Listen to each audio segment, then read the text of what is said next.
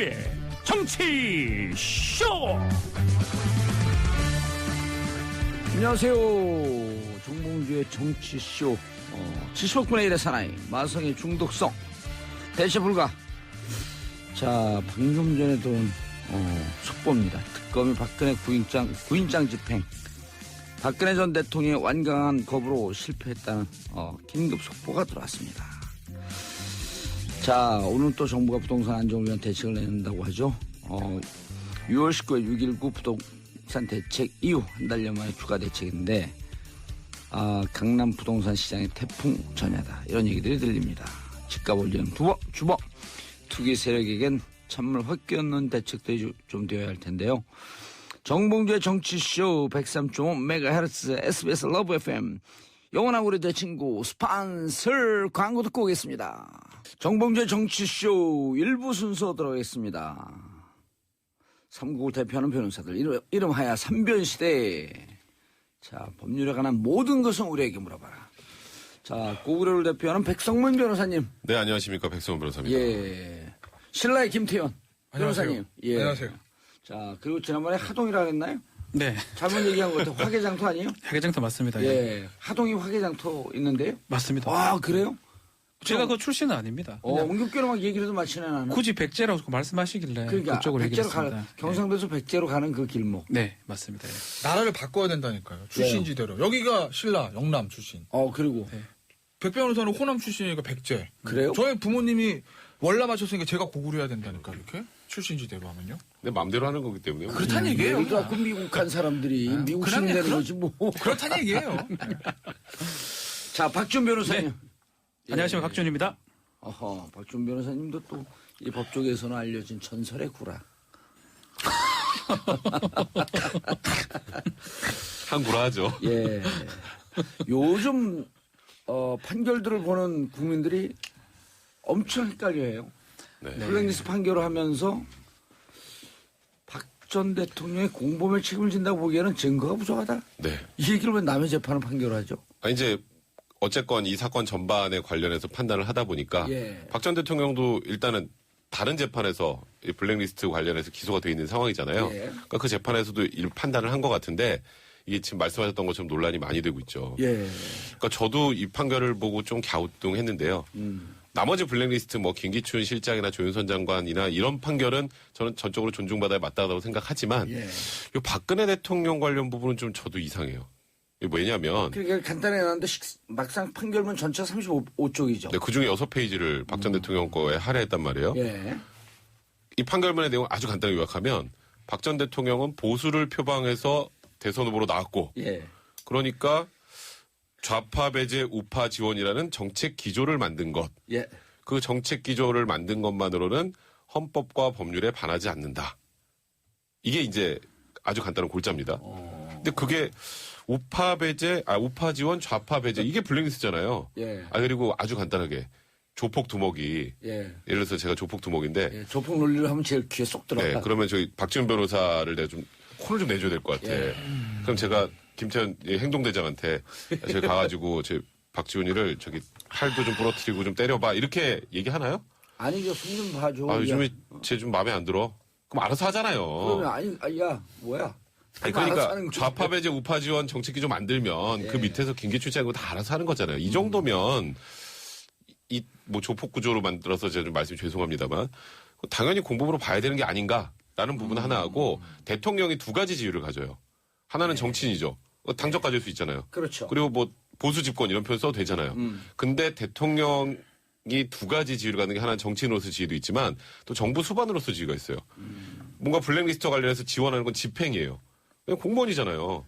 근데 공무원은 모든 국민의 봉사자인데 이렇게 좌우로 나눠서 하는 게 과연 맞는가. 그래서 이번 판결이 정치인으로서의 대통령과 정부 수반으로서 대통령의 지위를 좀 혼동한 게 아닌가. 뭐 이런 얘기들도 나오고 있는 상황입니다. 근데 이런 판결을 보신 적 있어요? 블랙리스트 판결을 처음 봤죠. 블랙리스트 판결이 아니고 그러니까 정치인에게 이걸 왜 적었나 싶어요, 판결문에. 네, 박지훈 변호사 이상해요. 저는 가장 정확한 지적했다고 봐요. 왜 썼을까라는 거예요. 그러니까 물어보는 거 아니에요? 그러니까 못 봤죠, 저도. 피고인이 전직 대통령의 판결을 제가 받겠습니까? 전두환 노태우 말고, 그죠? 예. 일단은 먼저 좀 말씀을 드리면, 아까 백성 변호사 잠시 언급했듯이 변호사다 보니까 저는. 예. 10년을 넘게 변호사를 하다 보니까 예. 대부분 저는 웬간하면 판결을 비판 안 합니다. 왜? 아하. 법원이 하라는 대로 해야지 무슨 제가 제 주장 썼다가 소송 질 일 있습니까? 언제 가서 또 만날 건데. 그렇죠. 판사가 하라는 대로 해야지 뭐 내가 아니랬다고 딴 걸 했다가 무슨 그렇게요. 그래서 제가 웬간하면 비판 안 하는데 예. 이번 판결은 이제 쟁점이 세 가지인 것 같아요. 국민들이 굉장히 감정적으로 못 받아들이신 부분. 일단 뭐 뒤에다 나오겠지만 첫 번째가 조윤선 전 장관 무죄 부분인데 예. 저는 이건 무죄할 수 있다고 봐요. 예. 그건 뭐 뒤에 얘기하겠지만 그렇고. 두 번째가 뭐냐면 박근혜 전 대통령 공범 부분이에요. 공범. 그 왜 예. 판단했냐라는 건데 이 공소장 보면요.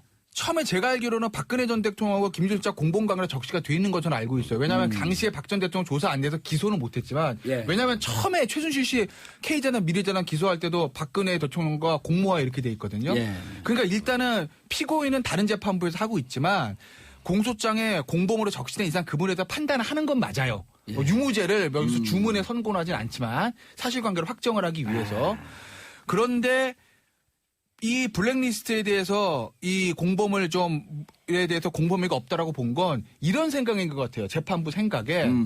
저는 사실 직권남용 진짜 모르거든요. 어렵거든요. 이거 전 잘 몰라요. 근데 이 재판부 재판단을 보면 이런 것 같아요. 블랙리스트를 만든 것 같지는 별 문제, 사법적으로 문제가 안 된다. 그러니까 그게 무슨 정치적으로 잘못된다는 건 변론을 하고 그것을 가지고 지원 배제하고 돈 안 주고 실질적으로 실행하고 집행한 게 이제 직권남용에 해당한다고 전반적으로 큰 틀에서 보는 거예요. 예. 그런데 박 전 대통령 같은 경우에는 김기춘 실장한테 누구 돈 주지 마. 누구 돈 줘. 얘 없애. 뭐 이런 구체적 지시가 없었으니까 예. 추상적으로는 지시를 했을 개연성은 있으나 구체적 지시가 없었으니까 공범관계는 못 본다. 이렇게 본 것 같아요. 예. 뭐 그것까지도 저도 뭐 나름 뭐 이해할 수는 있어요. 근데 세 번째가 문제인데 그거 좌파 배제, 우파 지원 이거 말이에요. 예. 그러니까 100번 양보해서 이렇게 볼 수는 있어요. 야, 좌파 배제하고 우파 지원하는 게 우파 정부로서는 정책적으로 할 수 있는 것 아니냐. 만약에 판사 봤을 때. 그럼 그건 아예 판단을 쓰지 말았어야 된다는 거죠.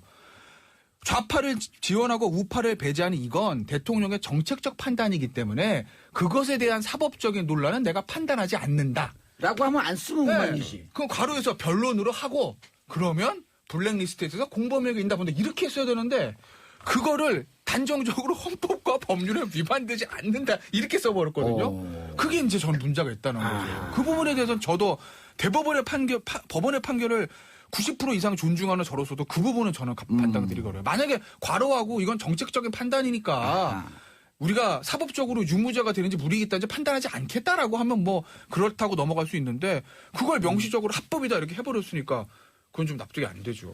박준 변호사님. 이걸 왜 썼어요, 진짜로? 저한테 왜 물어보세요?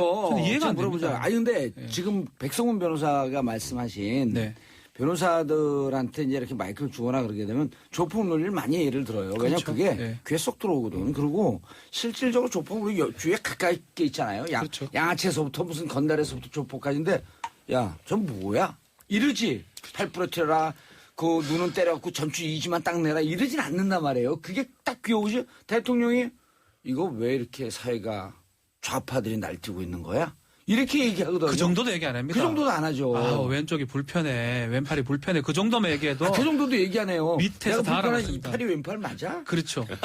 그러니까 실제로 지휘를 하는 뭐 조폭 얘기를 했으니까 대통령이면 최고잖아요. 그렇죠. 국정의 최고면 그 정도 얘기를 하면 밑에서 알아서 행동을 한다고 봤을 때는 저는 판결문에 이렇게 쓴 거는 어쩌면 월권이라는 생각이 들어요. 쓸 필요가 없어요. 예. 22부에서 진행을 하고 있어요. 22부는 우리 김세현 부장이 박 전 대통령의 사건을 진행을 하고 있거든요. 예. 이게 사건이 한 서너 개가 중복되다 보니까 우리 시청자나 청취자 여러분들이 헷갈릴 거예요. 지금 했는 거는 30부예요. 30부는 예. 우리 얘기해서 항병헌 판사, 부장판사고요. 아, 예. 항병헌 부장판사는 블랙리스트만 담당을 했어요. 특히 뭐 조윤선이라든지 김기춘 전 실장을 하는데 그걸 하면서 방론으로 판결문에 이걸 쓴 거거든요. 근데 이거는 저는 좀 잘못된 게 본인이 그런 생각이 있다고 하더라도 박근혜 전 대통령이 재판 받고 있잖아요. 진행되고 있는 중간이에요. 영향을 미칠 수밖에 없다고요. 굳이 예. 왜 이걸 써가지고 또 해명도 있어요. 그거하고 관계가 없으면 쓸데없는 짓을 2번 반복을 하는 걸 봤을 때는 글쎄요. 판결문 잘 적고 싶고 판사가 그런 욕망은 제가 알겠지만 형사 사건에 대해서 저는 형사 사건은 이제 존중합니다. 저도 예. 뭐 김태현 변호사 똑같이 그렇게 직권남용죄 부분을 뭐 어떻게 하고 조윤선 장관 어떻게 하고 이 부분은 뭐 우리가 얘기할 수가 없다고 저는 생각이 드는데 그거 말고 쓸데없이 헌법 얘기를 하고 박 전 대통령 얘기한다는 거는 조금 월권이고 앞으로도 문제가 된다 저는 생각이 듭니다. 예. 보세요. 백 변호사님. 나중에 네. 예, 말씀하세요. 나중에 이제 박 전 대통령의 판결이 나왔는데 블랙리스트 부분 유죄로 나왔다 한번 가정을 해보죠. 예. 그러면 박 전 대통령을 지지하는 쪽에서는 이거 뭐야? 법원에서 여기서는 무죄라고 그러고 여기서는 유죄라고 그러고 역시 이거는 판결이 정치적이야. 이렇게 하면서 또 문제 삼을 수 있는 소지를 준 거잖아요. 예. 그리고 이번에 아까 조금 전에 김태현 변호사 말씀하셨던 것처럼 그 전에 넘어가기 전에 네. 자, 박 전 대통령을 공범관계로 볼 수 없다. 네. 이제 그 무죄다라고 하는 취지로 썼는데 네, 네. 전에 최순실 그 이대 그 부정입학 네. 그거 다 판결 났잖아요. 네, 그렇죠. 판결 날 때 그때 뭐라 그랬어요? 이 판결과 박근혜 전 대통령이 심리하는 것과는 무관하다라고 네. 딱 끊었잖아요. 네, 그렇죠. 그 진행 중이고 있기 때문에. 네, 그렇죠. 근데 그때는 한 재판부에서는 무관하다라고 네. 관계서 연결선 끊어주고 또 이번에 블랙리스트는 연결해갖고 판결을 내리고 재판부가 왜 이래요? 그러니까 이게 제가 말씀드렸던 것처럼 아까 김태현 변호사 말한 것처럼 공소장에 일단 공범관계로 기재가 돼 있다 보니까 판단을 한 것 판단을 해줘야 같은데 되는데 근데 너무 나간 거죠. 그리고 또 아까 직권남용 부분 관련해서 김태현 변호사 말 맞아요. 그러니까 블랙리스트 작성한 것까지를 직권남용을 본 게 아니라 그 외에 누구는 지원하고 누구는 지원 배제하는 거를 은밀하게 좀 뭐 집요하게 진행해 왔다. 이 부분을 직권남용으로 봤단 말이에요. 그러면 그 논리면 박 전 대통령 그래 저 좌파 배제 우파 지원 이 정도면 그럼 직권남용 아니다. 요 논리인 것 같은데 문제는 부산국제영화제 지원 배제하라고 구체적으로 지시한 적이 있어요. 아하. 그러니까 그럼 부산국제영화제 하나만 한 건 이거는 블랙리스트가 아니다 한 건가요? 그게 결국 다이빙벨이랑 뭐 이런 문제 때문이에요. 그때. 그렇죠. 세월호 때문에 불편해서. 그리고 구체적으로 이런 지시를 했다라는 진술들이 꽤 많습니다. 근데 왜 그 부분은 쏙 빠졌는지도 잘 모르겠고요. 알겠습니다. 이게 다음 재판부에 예. 부담만 주는 것 같다는 생각이 좀 많이 드네요. 알겠습니다. 샵 1035 단문 50원 장문 100원 샵 1035 청취자들과 함께하는 소통하는 방송 이름이 뭐라고요? 정봉주의 정치쇼. 아하, SBS 103.5 예. 70억 분의 1 맞죠? 네. 대체부가 70분의 1은 굳이 안 했어도 될. 맨날 하시나 70억 분의 1. 그건 제가 하는 거죠. 재판부가 왜 광고. 그것까지 마성의 판결합니까? 중독성 이것도 있어요. 마성의 중독성. 그게 생각 안 했어. 내가 마성의 중독성. 그래서 뭔가 눈이 부들부들 돌아가더라고.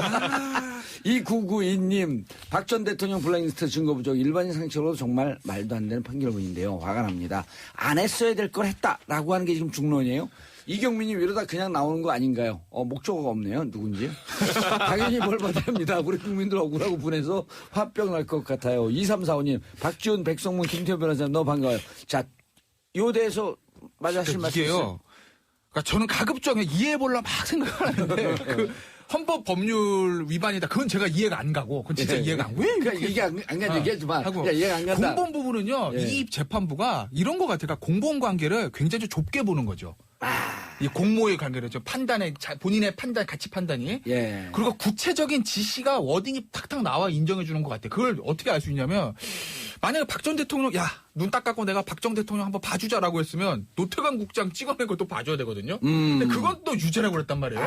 그걸 왜 그랬냐면 노태관 국장에 대해서는 명확한 워딩이 있어요. 쌍따 딱 치고 참 나쁜 사람이네요. 예, 그럼 언론도 이미 다 나왔어. 그다음에 좌천, 그다음에 또 쌍따 딱 치고 아직도 일하고 있나요? 그다음에 파면 빼도 박도 못한 워딩이 딱 있는 거예요. 그거는. 그러니까 이제 거기서는 지시, 공모 이걸 인정을 한 건데 그렇게 아주 구체적으로, 네, 구체적으로 협의의 본- 개념으로 아주 정밀 타격하듯이 정밀 봤다. 타격한 건데 이제 블랙리스트에서는 그렇지 않다고 본 것 같아요. 그래서 이제 예. 아까 다이비뱅 그런 것도 좀 두루뭉실하다고 본 거죠. 왜냐면 박 전 대통령 이렇게 우리 이제 요새 나오는 거 보면요. 대충 뭐 하고 슈슈슈 이렇게 넘어가지고 뭐 딱딱 찍어가지고 뭐 적어가지고 하는 게 별로 없대잖아요. 예. 그런 특성을 반영한 건지 모르겠는데 하여튼 공모 관계를 이렇게 좁게 본 것 같아요. 이 재판부 자체가. 박지훈 변호사님, 네. 돌발 질문. 네. 원고에 없는. 제가 아까 모두 얘기했는데, 구인. 네. 완강히 저항해서 못했어요. 이거가 국민들 관심 높아요. 높아요. 오늘 구인 영장 집행하러 들어갔다가 또 안 나온다 그래서 예. 안 근데 지금 됐습니다. 언론에 보도된 거는 강력하게 저항해서. 우리 현행법에 구인 집행에 대해서 거절했을 때 다시 어떻게 하는데 절차가 없습니다. 왜 없을까요? 그런 사람이 거절- 아무도 없어요, 세상에. 세상에 구인영장이 들어왔는데 아 여기 있잖아요. 세상에 그걸 없어요. 예상을 못한 거예요. 우리 형사소송법 만들 때, 만약 법률을 만들 때 구인영장을 거부할 거라고 생각을 못했기 때문에 네. 그거에 대해서 집행하는 방법에 대해서는 집행을 거부했을 방법에 대해서는 규정 자체가 없습니다. 아그 입법의 불법입니다. 교도소 가보셨어요? 아니 저는 그냥 참관이나 뭐 심사를 당황하는 건 뭘까요? 그게 제가 뭐 아니 그래서 예. 이럴 때 교도소에서 처하는 조치가 있어요. 강력하게 구인 저항하잖아요. 그럼 어떻게 합니까? 그러다 보면 교도관 툭 치잖아요. 마구당탕탕 하다 보면 그거요. 바로 징벌방으로 보냅니다. 그렇죠. 예. 조치가 없지가 않아요. 징벌방으로 보내요. 이게요. 또 소리 지르잖아요. 또 보내. 맞아요. 예. 저는 결론은 동일한데 박 변호사랑 과정은 달라요. 입법의 불변이 아니라고 봐요, 저는. 왜냐면 이게 영장 집행이거든요. 그렇죠. 영장 이제 끌고 오는 거예요, 그냥. 거기다 이제 법에다가 양팔을 붙잡고 다리를 붙잡고 온다 이렇게 쓸 수는 없잖아요. 예. 오늘 보니까 오늘 저 광화문에서 오다 보니까 또 무슨 이제 시위를 하시던데 무슨지 모르겠는데 또 이제 연행이 돼 가시더라고요. 경찰한테 예. 뭐 현행범 체포인지 모르겠어요. 그렇게 될 거면 돼요. 이것도 영장이니까 가서 끌고 오면 돼요. 구속영장 집행하듯이. 근데 안 하는 거죠. 왜? 이게 또 전직 대통령이다 보니까 나가다가 또 발가락 다쳤다 그러면 또 병원 가야 되지. 예. 또 난리 나지. 전직 대통령은 예우로 해야지 어떻게 저렇게 끌고 가냐. 어차피 나가봐야 내 재판에 영향 있으니까 얘기 안 할래요. 얘기 안 할 거 뻔한데. 그러니까 부담이 있으니까 저는 집행 안 하는 거라고 봐요. 그러니까 자발적으로 와주면 좋은데. 그러니까 좀 특검 입장에서 보면 어차피 세상에 누가 영장 앞에서 네. 안 갈래요? 하는 사람 어디 있습니까? 저한테 그럼 사실은. 어떡합니까? 그렇다고요. 아니요, 박근혜 대통령이 대통령 시절에 진짜 법치주의 강조 많이 했거든요. 예. 그러니까 법에 따른 엄정한 집행 이런 거 참 좋아졌어요. 그런 워딩. 근데 본인은 안 하네요. 아니 엄정한 집행까지는 했죠. 네. 본인이 하겠다라고 하는 얘기까지는 안 했잖아요. 엄정한 집행 엄정한 집행은 끝났어요. 당신들만 하고 나는 안 해요. 자, 이사오인님 강력히 저항했다는 건 어떻게 저항했다는 걸까요? 교도소에서 저항하는 방식이 어떤 게 있을지 이 세 분 변호사를 모릅니다. 저희는 안 가봤습니다. 예. 아니, 여기는 그냥 안 가겠어요. 그러는 거예요. 근데 그 정도 집행을 이상일걸요? 자빠졌다고? 아니 이렇게 아니에요. 이렇게 그건 아니었어요. 간단해요. 보통 네. 사람들은 보통 이제 네. 누가 저항을 많이 하냐면 조폭들. 예, 예. 그러니까 아니, 이제 예. 그 끌어낼 때 막 저항하는 건데. 아니 그걸 이제 그렇게까지는 안 해서 비주얼 그냥 보듯이 해야죠. 문을 딱 열려면 문 열지 마세요. 이러지 마세요. 문 열지 마세요. 사고 납니다. 박 문 전 열지 마세요. 대통령 목소리를 해보시면 안 될까요? 문 열지 마세요. 사고 납니다. 비슷하다. 예. 그러니까 뭐 여기서 저항이라는 게 여기서 저 죽습니다. 여기 좀 전에 질문을 하셨으니까 저항이 뭐 끌고 나가는데 완강히 저항해서 막 몸싸움을 하고 이런 저항이 아니라 들어오지도 못하게 한 거예요. 오늘도 건강상 이유예요. 며칠 전에 병원도 갔다 오셨고 뭐 병원에서도 뭐 별 큰 이상은 없었고 저항이라고 구체적으로 없는데 문까지 땄을 거예요. 문 덜커덩 따는 소리 딱 나는 순간 문 들어오지 마세요. 사고 납니다. 이제 저는 그 저게 정도예요. 밝아요. 예. 몸에 손대는 거 전까지 갔다고 봐요. 그렇죠. 근데 보통 조폭 오늘 사실 굉장히 이제 이걸 들어보세요. 네, 보통 알겠습니다. 문을 딱 팔로 끼고 네. 내 팔 부러져 그리고 그걸 잡고 안 나와. 그럼 이제 교도관들이 요즘 못 때리거든요. 국가인권위원회 바로 하니까 그러니까 이러지 마세요. 끄는데 버티잖아요. 그럼 이제 그다음에 팔 풀고 너 때문에 달려붙었고 구인하지 않고 징벌방에 먼저 보내. 그러면서 좀 당신 잘못했지 않았냐. 그러니까 교도소에서 할 일이 없는 게 아니에요. 할 일은 너무너무 많은데 못하거나 안 하는 거지. 그러니까 지금 전직 대통령이기 때문에 그래요. 그럼요. 저는 그냥 단적으로 그런 것 같아요. 아까 박지원 변호사도 이거 구인영장에 응하지 않으면은 잘못된 이게 뭐 입법의 불비 얘기도 하셨는데 뭐 말한 것처럼 딱 그래요. 구인영장 발부됐는데 안 나온 사람 어디 있어요. 그럼 안 나오면 원래 끌고 올 수 있는 게 구인영장이잖아요. 예. 그러니까 못 끌고 간다는 걸 아시는 거고 그러니까 어차피 이번에 안 나올 거라 예상은 했지만 그래도 법치주의를 그렇게 강조하셨던 전직 대통령이라면 재판 이 참여에 관련해서 최소한의 품위는 좀 지켜야 되지 않을까 생각해요. 알겠습니다. 많은 분들이 지금 변호사님들 나오니까 난리가 났어요. 6674님, 봉도사님, 제주도 여행 중 고릴라로 듣고 있어요. 너무너무 재밌어요. 제주도 여행하셨으면 그냥 듣지 말고 제주도 여행하세요. 내가 이탈리아, 로마에서 공항에서 어떤 한 50대 부부를 만나는데 이 아저씨분이 저랑 날 보는데 깜짝 놀래요. 그러더니 지금 정치쇼 듣고 있었는데 아니 왜 로마까지 와서 정치쇼를 듣고 계세요. 다운받아갖고. 로마 다녀오셨어요? 예. 휴가 때요? 로마 휴일. 원래 휴일은 로마를 가는 그러네요. 거예요. 아우, 좋으시겠다. 로마 휴일. 언제 가나 우리는. 자, 이제 블랙리스트 백 변호사님. 네. 지금 이게 이제 블랙리스트 직권 남용이 블랙리스트만 있는 게 아니라 네. 일방적으로 좌파 진영에 예술인들 도와주고 화이트리스트 그 명단도 작성했잖아요. 화이트리스트는 우파 진영만. 우파 진영. 네. 예, 그분들을 도와준 것도 지금 이건 아직 재판 진행도 안 했어요. 1심에서 일단 김기춘 실장 유죄가 나왔죠. 예. 블랙리스트와 관련해서 그 정확하게 반대 측면이 동전 양면입니다. 예. 어디를 지원하면 어느 쪽 못하잖아요. 그렇죠. 이거는 그러니까 정경련을 이용해서 뭐 어버이 연합, 뭐 엄마 부대, 뭐 이런 쪽에 지원을 했다는 거예요. 그러니까 특정하게 우리 정권의 뭐 좀 우호적인 쪽에 돈을 지원하고 나머지 지원하지 않았다라는 거. 그게 이제 화이트리스트인데요. 예. 그 화이트리스트도 블랙리스트가 직권남용 유죄가 나온다면 이것도 충분히 가능하다. 그래서 김기춘 실장을 이 부분과 관련해서 또 추가 기소할 가능성이 이제 높아진 상황이다 이런 얘기가 나오는데 예. 근데 저는 아까 요거 한마디를 꼭 해야겠어요. 박 전 대통령 그 무죄 취지로 이게 써놓은 내용 있잖아요. 예. 그게 정말 정확하게 김기춘 실장이 주장하는 거하고 똑같아요. 아, 그래요? 김기춘 실장이 계속 이거 무죄라고 주장해왔거든요. 이거는 현 정부의 정책 기조다. 그리고 국가보조금 100이 있으면 이걸 어떻게 다 나눠줘. 그러면 누구를 주고 누구를 뺄 수밖에 없는데 그거 우리가 판단해 준 게 이게 무슨 죄냐. 이게 김기춘 실장의 무죄 취지 변론이거든요. 그 무죄 취지 변론 김기춘 시장 무죄 선고했어야죠. 그러니까 왜 유죄를 했죠? 근데 그거를 뭐 은밀하게 뭐 지원을 했다는 부분을 직권남용이라고 하는데 그런 내용으로 듣다 보면 이거 항소심과 혹시 또 김기춘 시장도 무죄 나오는 거 아니냐는 걱정이 들 그런 내용이었던 것 같아요. 아까 박 전 대통령에 대한 무죄 부분이. 화이트리스트 재판이 들어가는데 예. 그건 넘어가기 전에 블랙리스트 7명 중에 한 명만 무죄고 나머지 6명은 유죄다. 예.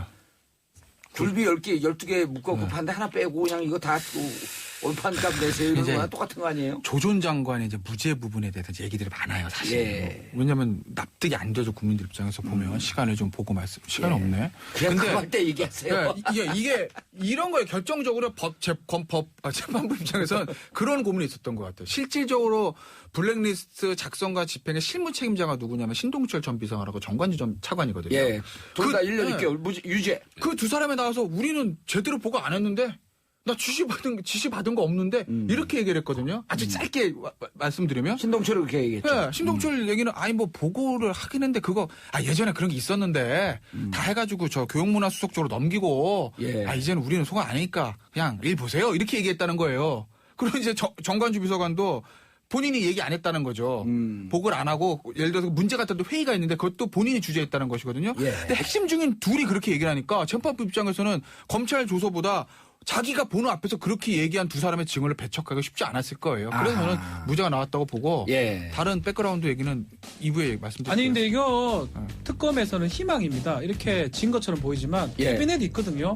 다른 증거 더 수집해가지고 내면 2심에서 충분히 번복 가능하고요. 예. 조윤선 장관 같은 박준 경우. 변호사님. 증거 부족해서 이런 거예요. 증거 부족은 광고 듣고 2부에서 계속 듣도록 하겠습니다. 자, 광고 듣고 있으나 채널 고정 소소. 정봉주의 정치쇼 2부 순서 들어가겠습니다. 지금 여러분들께서는 삼국시대를 대표하는 삼변시대 함께하고 있습니다. 백성문 변호사님, 김태현 변호사님, 박지원 변호사님 함께하고 계십니다. 자, 보는 라디오 카메라를 향해서 손 한 번씩 흔들어 주세요. 그럼 누가 누군지 헷갈리니까. 자, 박지원 변호사부터. 박지원 변호사님. 어디도 모르 막 좋다고 흔들어. 백성문 변호사님. 자, 마지막 김태현 변호사님. 안녕하세요. 자, 노래 한 곡 들하시고. 자, 샵 1035 단문 50원 장문 100원. 청취자 여러분과 함께하는 소통하는 방송입니다. 1759님, 봉도사님 얼굴은 잘생겼는데 목소리는 개그맨 김현철 같아요. 개그맨 김현철? 누구죠? 저는 말입니다. 저는 이제 웃기지 않습니다. 저는 이제 클래식을 합니다. 김현철 개그맨이죠. 예.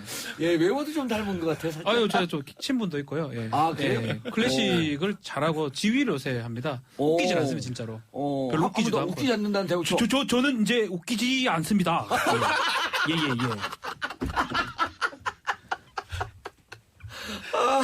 손예린님 이런 판결을 들으면 국민들 그 추운 날 촛불 들고 나가는 거 이건 아닌 것 같네요. 자, 박준 변호사님. 네. 조윤선 무죄. 저는 항소심에서 2심에서 번복될 가능성이 아주 높다고 보입니다. 실제 2심에서 뒤집히는 가능성은 많아요. 많아요? 많아요. 홍준표 대표 같은 경우는 1심에서 유죄 받았다가 나왔는데 2심에서 무죄. 무죄됐잖아요. 예. 반대 사건들도 많거든요. 저는 특검에서 전화 위복이 되지 않을까. 새롭게 증거들을 좀 모으고요. 예. 특히 캐비넷에서 뭐가 나왔는지 잘 몰라요. 보고들이 있어요. 예. 그걸 조합할 거고 또 화이트리스트 수사를 하고 있거든요. 어쨌든 조윤선 장관은 빠져나가기 어렵다. 예. 저는 생각이 듭니다. 2심에서 뒤집힐 가능성 하나. 화이트리스트는 아직 1심 재판도 네. 진행이 안 됐어요. 두 개 병합된다고 봤을 때는 무조건 유죄 나올 거라는 생각이 듭니다. 알겠습니다. 아닌가요? 다들. 그런데 자 저요? 김태현 변호사님. 저는 쉽지 않을 것 같아요. 아니 근데 네. 이런 국민들 이제 네. 이게 네. 우리 국민들이 네. 제가 그랬잖아요. 어느 한 변호사가 네. 촛불 전에 헌법 특가하는데 6명인가 하나 9명 나왔다는 거예요. 네. 구청에서 이번에 갔더니 250명이 왔대. 헌법 특강을 하는데 막 줄을 서갖고 100명 좀 넘게 들어오는데 그럴 정도로 이제 수준이 높아졌는데 무슨 얘기를 하냐면 자 리스트 작성하는데 조윤선 정무 관여하지 않았다? 그럼 그 전에 있던 박준우 정무수석을 기소해야 되는 거 아니야? 이런 얘기까지 나오고 있거든요. 그 기소 안 하면 특검이 기소하는 거죠.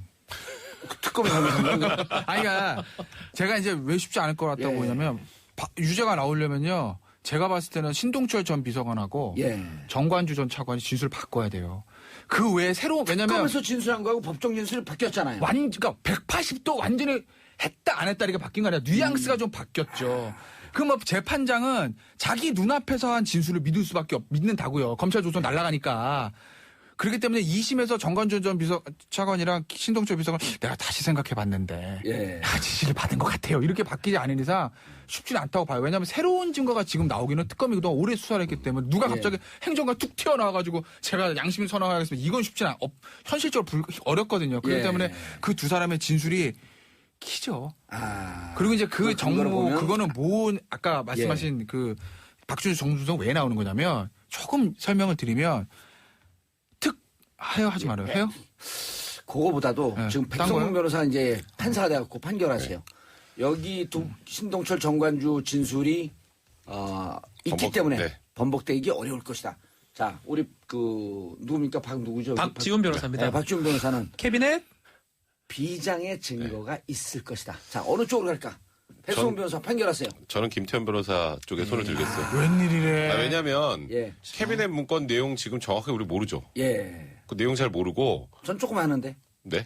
그래서 저는 이쪽으로 이렇게 들고 싶었어요. 그런데 예. 이제 거기에서 조윤선 장관이 직접적으로 개입했다는 증거가 나오면 모르겠는데 조윤선 그게 안 장관이 나오면. 지시했습니다. 이런 내용의 문건은 없을 거라는 생각이 들고요. 나머지 6명의 유죄 받은 사람이 조윤선 근거로 해갖고 우리도 무죄다.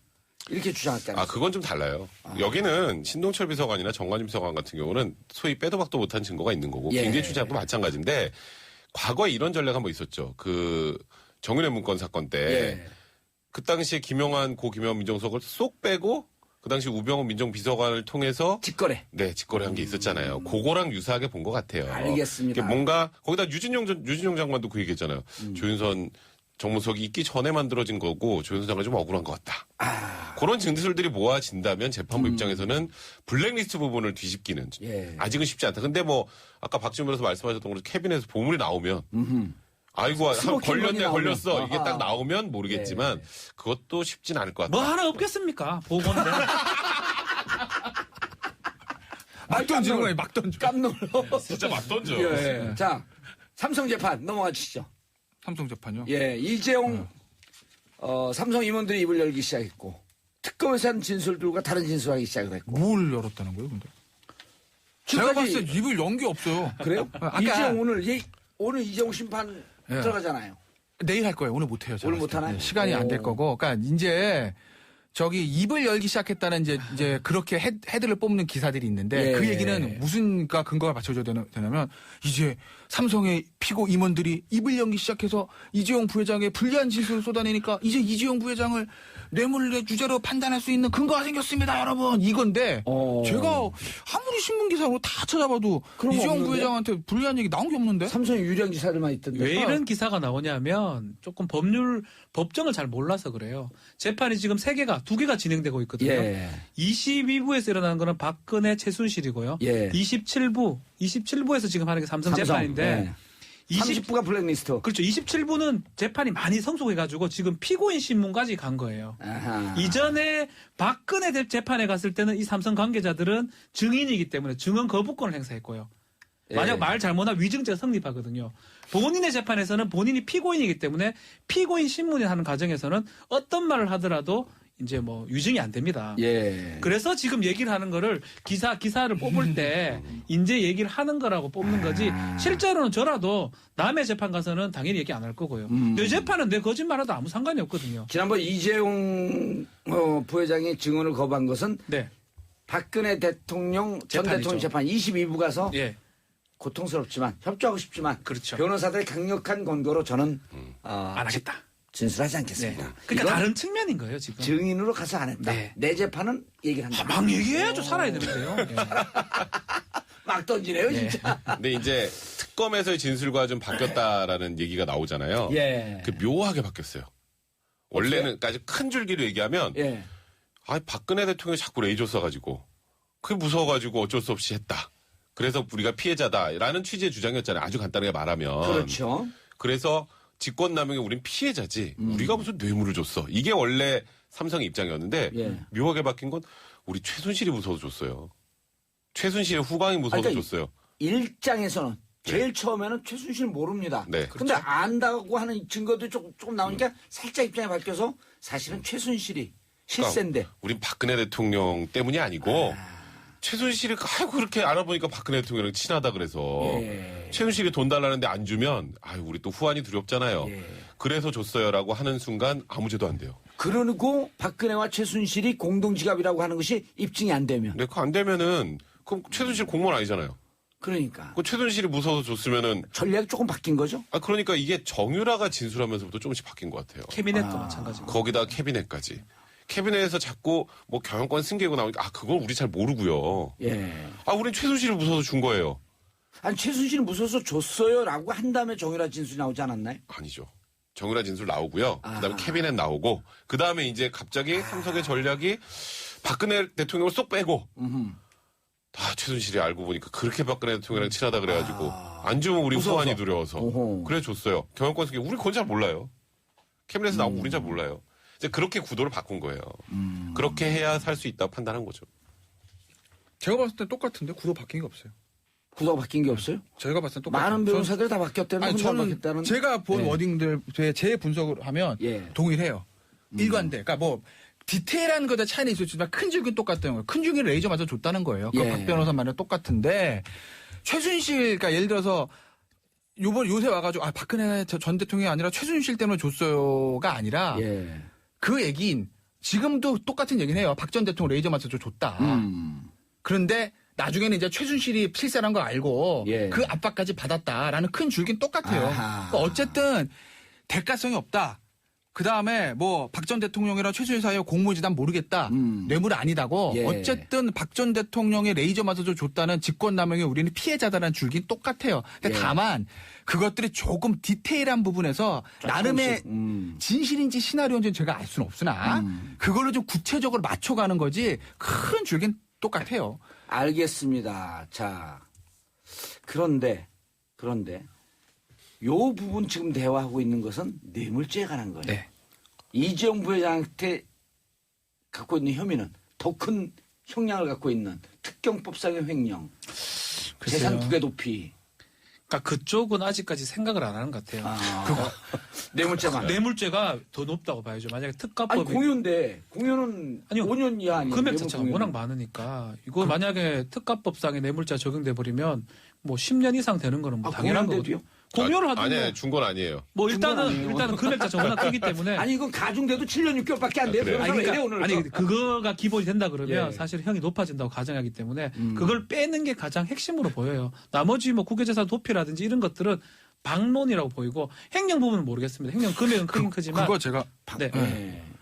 설명을 드릴게요. 예, 방론이라고 보이나요? 그러니까- 왜냐하면 1차 때는 그 재산 구개 도피가 없었어요. 네. 근데 뇌물죄가- 2차 그 구속영장 청구할 때 네. 재산 구개 도피가 들어가서 그때 많은 변호사들 뭐라 그러냐? 전략을 잘못 써갖고 잘못 쓴 것 같은데 뇌물죄 그냥 인정하고 뇌물죄로 가야지 좀 싼 거 아니야? 이렇게 얘기했었단 말이에요 당시에. 근데 그렇죠. 2차 구속영장 청구할 때 재산 구개 도피 놓잖아요. 넣었죠. 1차 때 특경법상 횡령은 있었다고요. 네, 있었죠. 그게 왜 그러냐면요. 예. 저의 생각 플러스 휴민트 취재 결과를 종합해서 나왔습니다. 우리 휴민트 취재를 그냥 종합이라 그래요. 해. 휴민 이게요. 이 뇌물이 제가 항상 지난주에도 말씀드렸는데 뇌물이 나오려면 두 개의 산에 제가 넘어야 된다고 말씀드렸잖아요. 대가성이 있어야 된다. 검찰 입장. 그리고 박 전 대통령과 독일 것만 일단 말씀드리면 박 전 대통령과 최순실 씨와의 공모관계. 그런데 이 공모관계 저는 입증이 안 된다고 봐요. 그래서 제가 뇌물 무죄 나온다고 본 건데 삼성 측에서 지금 제가 알기로는 신경 쓰는 게 뭐냐면 확신할 수 없어 삼성 측도 뇌물에 대해서는 큰 걱정 안 하는 것 같아요. 저의 휴민투 취재 결과 보면 그래요. 근데 뭐가 문제냐면 판결에 무죄가 나올 때 야, 이 돈은 깨끗한 돈이야. 진짜 독일에 있는 승마 유광주 지원하러 한 건데 최순실 지가 알아서 한 거야. 그러니까 뇌물이 아니야. 이렇게 무죄가 나와버리면 삼성에서 독일로 돈을 보낸 것 자체가 클리어한 돈이잖아요. 그럼 횡령이고 국외산도 돈이 다 깨지는 거예요. 싸그리 무죄. 그런데 재판부에서 야, 이 돈은 말이야. 분명히 뭔가 최순실이 뭔가 노리고 대가성 있는 불법적인 돈이야. 근데 박 전 대통령은 돈을 받은 게 없네. 순 씨가 다 받았네. 최순실 씨. 두 사람이 공모 입증이 안 되네. 그러니까 뇌물 무죄 이렇게 해버리면 돈을 송금한 절차에 문제가 남기 때문에 횡령의 문제, 횡령과 국외재산 도피 문제가 남아요. 삼성 측에서 지금 계속 제가 알기로 신경 쓰는 건 그 부분이에요. 공모 관계에 대해서는 제가 봤을 때는 딱히 자신 있다는 얘기 안 하는데 제 느낌은 큰 문제가 없다고 보는 것 같아요. 저도 개인적으로 그렇게 봐요. 근데 앞단 부분에가 문제가 남아서 삼성 측은 굉장히 신경 쓰는 거고 그래서 지금 상대적으로 저기 누구야? 저기 박근혜 전 대통령과 최순실은 뇌물 신경도 안 쓰잖아요. 어차피 뭐 이재용 부장 다 해줄 건데 우리는 있으면 돼. 이건데 마지막까지 지금 이 피고인 신문이나 이런 거에서 계속 그 대가성 문제에 대해서 날짜도 지금 박상진 사장 뭐라 했냐면 7월 25일 날 2015년 7월 25일 날 독일 갔더니 박원호 전무가 너 최순실 알아? 엄청 센 사람. 그래요? 이렇게 알았다는 거거든요. 그 날짜 왜 나왔겠어요? 박근혜 전 대통령이랑 독대가 15년 7월 29일이에요. 그죠? 7월 25일이에요. 근데 본인은 29일 날 독일 가서 최순실이 중요한 사람인 걸 알았다는 거거든요. 그러면은 그 논리대로면 독대한 날은 최순실에 대해 몰랐다는 게 되잖아요. 그 쫙 시나리오거든요. 그러니까 대가성 자체부터 삼성은 무죄를 만들고 싶은 거죠. 그래야 횡령이랑 국외재산 도피가 깨끗해지니까요. 이 논리가 있다가 뭐죠? 이게 이 통이 뭐예요? 무슨 통에서 나오고 아까 뭐 캐비넷. 깜짝이야. 막고 있는데 왜 거의 무죄가 나올 리가 있나 저는 싶은데요. 자, 캐비넷에서 나온 게 김영환 전 민정수석이 2014년 6월 삼성의 후계 승계 과정을 모니터링해라. 그게 그리고 그로부터 7월 9월 사이에 우병우 비서관의 지시로 이영상 행정관이 부장검사가 상세하게 과정을 추적했고 언론을 통해서 받고 몇 번 반복을 하면서 이 과정을 만들었다. 이걸 특검 쪽에서는 로드맵이 나왔다. 저는 김태현 변호사의 얘기가 얼마 전까지는 통할 얘기였던 것 같아요. 캐비넷 문건 때문에 힘들 것 같아요. 캐비넷 지금 제가 지적했던 7월서부터 9월까지 만약에 정말 삼성을 이렇게 얘기하는 변호사들도 있어. 정말 삼성 승계 과정이 이렇게 우리 국가적으로 중요한 사안이야? 그럼 경제수석이 해야지. 민정수석실에서요? 그럼 왜 민정수석이 해야죠? 뭔가 은밀하게 해야 되는 거고. 게임 오버예요. 저는 게임 오버하는 게 자네. 그러니까 캐비넷에 관한 나온 문건들은 대가성에 관한 거죠. 공모관계에 관한 건 그렇죠. 아니에요. 그러니까 박 전 대통령과 지금 최순실의 공모관계 관련된 부분인데 그게 이제 계속 우리 뭐 경제공동체니 뭐 그렇게 이제 계속 특검에서 얘기가 나왔었는데요. 그러니까 그걸 입증할 수 있는 여러 가지 간접 증거들은 좀 있죠. 예를 들어서 과거 삼성동 집도 그 부동산 중개업자가 나 직접 얘기했잖아요. 그 임선희 씨가 와가지고 야 이름 박근혜 말고 다른 이름으로 좀 하면 안 돼. 이런 얘기한 것까지 상세하게 얘기를 했단 말이에요. 그 외에 뭐 의상실, 의상비용부터 시작해서 여러 가지 지금까지 많다. 사실 둘이 한 지갑이라는 것에 관련된 정황 증거들은 꽤 있어요. 그래서 저는 그런 취지로 공모관계는 충분히 인정될 수 있지 않을까. 그렇지 않으면 박 전 대통령 뭘 그렇게 저희 최순실에 관련된 걸 하나하나 뭐 이르재단, 케이스포재단도 그렇고 이 승마지원도 그렇고 하나하나 다 챙깁니까? 알겠습니다. 샵 1035 단문 50원 장문 100원. 문자 보내주시기 바라겠습니다. 유소희님, 일반 국민들 상식에 반하지 않는 판결이 나왔으면 해요. 자, 이 반하는 판결 나올 때마다 국민들이 멘붕에 빠져요. 그렇죠. 이희준님, 박지원 변호사님 정말 귀요미 상이십니다. 나 안 귀여워요. 진지하게 한번 하세요. 개그맨상이죠, 개그맨상. 안 귀여워요. 저기 아까 누구죠? 또 해야 됩니까? 김현철. 전 절대 귀엽지가 않습니다. 이상해야 됩니까? 이번 이상해. 계속 시키노. 이승엽 성대모사나 차라리. 자, 이승엽 선수 똑같아요. 네, 안녕하십니까. 삼성라이온즈 이승엽입니다. 정치쇼 이승엽입니다. 그래요. 다시. 네, 죄송합니다. 안철수 네. 후보, 문재인 대통령 다 해야죠. 그만해요. 이승엽 좋았어. 이승엽 이승엽 좋았어. 네, 안녕하십니까. 정치소의 이승엽입니다. 오늘 홈런 치겠습니다. 홈런 치겠습니다. 자, 백성문 변호사님, 2345님, 어우, 번호 좋아, 2345. 이런 분들은 미리 핸드폰을 신청했거나 아니면 핸드폰 관련 업을 하는 사람들입니다. 2345님, 백성문 변호사님 목소리 굿. 자, 고맙습니다. 자, 홍준표 대표가 바른정당과 또 한번 그 쌈을 붙는 듯한 발언을 했어요. 네. 바른정당 본초라 우겨본들 첩이다. 그쵸. 이번엔 뭔가 좀 포인트가 좀. 이게 예. 홍준표 대표가 저희 지역 쪽 사람. 요새 또 더 나갔어요. 네네네. 내년 지방선거 때 우파 진영 통합될 거다. 뒤쪽이 포인트죠. 예. 지방선거 때문에 추미애 대표 조금 강하게 좀 얘기하고 있고요. 특히 국민의당하고 예. 홍준표 대표 입장에서는 자유한국당과 보수 진영 통합해야지만이 이길 수 있다. 그건 알겠는데 우겨본들 첩이다. 첩이라는 용어를 쓰지도 않을 뿐더러 잘 예. 첩이 잘 있나요 지금? 근데 그건 확실한 것 같아요. 저럴 땐 있어요. 첩첩산중. 그렇죠. 지금 말씀하시는 첩첩산중인데 이게 잘 기회는 와닿아요. 특히 TK 지역의 60대 이상의 사람들이 첩이네. 뭔 말인지는 알겠다. 그거를 타겟으로 했던 말인 것 같긴 한데요. 근데 정치인이고 일반 국민들이 봤을 때는 되게 이게 안 좋은 말. 왜냐하면 봉건 시대의 첩이지 지금은 첩은 없는 거거든요. 첩 있습니까? 이 정서도 그쪽 영남의 좀 그러니까 나이 이제는 드신 어르신을 대상으로 한. 타겟 자체가 아예 그냥 안 보고 딴 데는 안 보고 영남 TK 지역의 50대도 아닙니다. 한 60대 이상의 분들을 보고 했던 말이 아닐까. 근데 죄송한 그 질문인데 예. 홍준표 대표 성대모사도 되나요? 아닙니다. 아니 그런데 그 홍준표 대표 이런 워딩이 이제 일반 국민들이 좀 많이 식상해 하거든요. 그렇죠. 그리고 저는 그리고 보수- 이훈 대표를 제가 최근에 만나봤는데 꿈도 꾸지 말라는 프로 얘기를 하거든요. 아니 이런 정도로 바른정당 입장에서 보면 모욕적인 말을 하는데 또 여성 대표 아니에요 그쪽이. 통합이 될라다도 안 되겠어요. 이런 얘기를 하면 그러니까 뭐 여성 대표 그리고 또 이게 여성 비하 발언이다라는 얘기까지 지금 나오고 있는 상황인데 네. 그러니까 보수를 좀 지지하는 분들 이제 그런 분들이 이제 아까 박지원 변호사 말씀하셨던 것처럼 이거 어쨌건 이렇게 말 좀 워딩 편하고 쉽게 오히려 서민들은 잘 들리다라고 하시는 분들도 있긴 하나 있겠죠. 대부분의 보수를 지지하시는 분들은 말의 품격을 굉장히 중요시합니다. 그러니까 원래 애티튜드. 좀 이런 말 많이 쓰잖아요. 막말은 좀 진보 좌파에서 많이 하고 보수는 좀 이렇게 약간 품격 있고 저게 너무 가벼워. 이게 원래 보수를 지지하는 분들의 주요 특성인데 홍준표 대표는 사실 대선 후보 때도 그렇고 지금도 그렇고 정말 시종일관 일관되게 좀 약간 막말성 발언을 너무 쏟아내는 것 같아요. 그게 정말 자유한국당 좀 지지하려고 하다가도 이게 대표가 이래서 되겠어 하는 분들이 많거든요. 그러니까 정말 말의 품격이 무엇인지 그러니까 어떤 뜻으로 말씀을 하시는지 알겠으나 그 같은 말도 좀 품격 있게 하셨으면 어땠을까라는 생각이 듭니다. 알겠습니다. 자, 김태현 변호사님. 이 국민들이 기사 나오는데 이게 뭐지?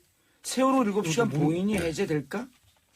헌법재판소가 세월호 7시간 박 전 대통령 행적에 대한 기록물을 봉인해야 하는데 해제시켜야 하느냐. 이게 대통령 이게요. 지정 기록물로 홍준표 넘어가는 거 하면 안 아니에요? 요거 제가 하고 홍준표 하세요. 홍준표? 저 이거 몰라요.